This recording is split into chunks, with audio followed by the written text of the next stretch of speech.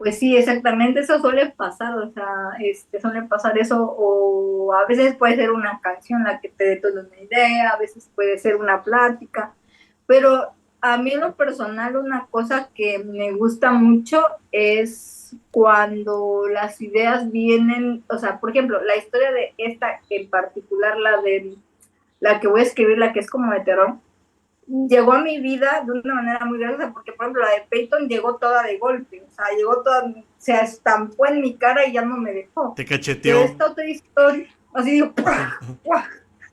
Y así, ¿no? Y toma para que lo escribas, ¿no?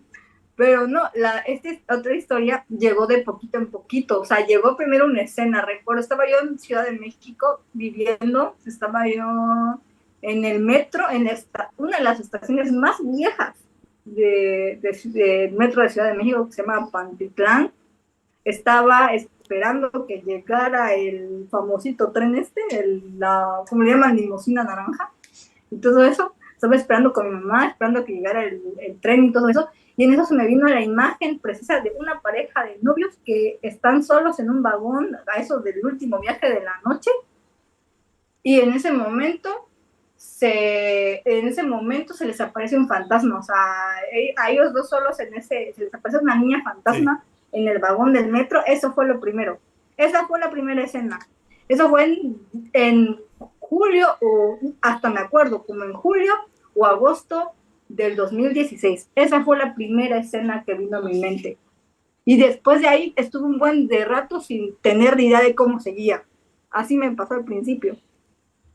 Eso fue lo que me pasó con esa historia. O sea, fue llegando de poquito en poquito. Luego la siguiente escena fue en el 2017, luego otras dos en el 2018, y en el 2019 tuve más ideas, y en el 2020 más ideas, y así, pero ya hasta apenas en el 2021 la empecé a escribir, y es hora que no la termino, todavía. O sea que, pero ya tienes algo más aventajado, ya tienes un 80, 60% o cuánto. O sea, más o menos, porque lo que pasa es que o sea, como que la historia va evolucionando, como que es lo que va teniendo como multiversos, no sé, como que está media rara, entonces estoy buscando cuál es el camino correcto, o sea, quiero que la historia tenga sentido, que sea emocionante, o sea, tengo muchas expectativas en la historia por la manera tan extraña que llegó, porque no estaba yo pensando en nada de miedo, fue de día, cuando llegó la primera escena, fue de día. Obviamente estaba yo pasando por una situación física y emocional fuerte en ese tiempo. Entonces una historia de fantasmas era lo menos que me iba a asustar, ¿verdad? Estaba en otras situaciones de mi vida. Y yo creo que eso fue lo que hizo que viniera esta idea a mi cabeza. O sea, para distraerme, dijo mi cerebro, a ver, hay mucho drama en tu vida, en la vida real, vete a otro lugar. Y fue, oh, ahí llegó la idea. Entonces, pero solo fue esa escena. Y eso fue lo que me frustró. Dije, ¿y dónde está lo demás cuando siempre llega todo de golpe? Sí. Y no llegó lo demás. Sí, pues Uh-huh. por ejemplo a mí no me llegan las ¿Sí? ideas o los argumentos para la historia no me llegan mucho de golpe. Casi siempre lo que...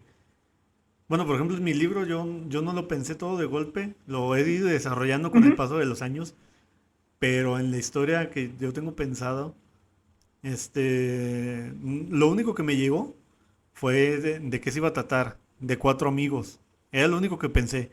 Y ya después la fui desarrollando con el paso de los años, fui pensando, quedaría bien esto, quedaría bien lo otro.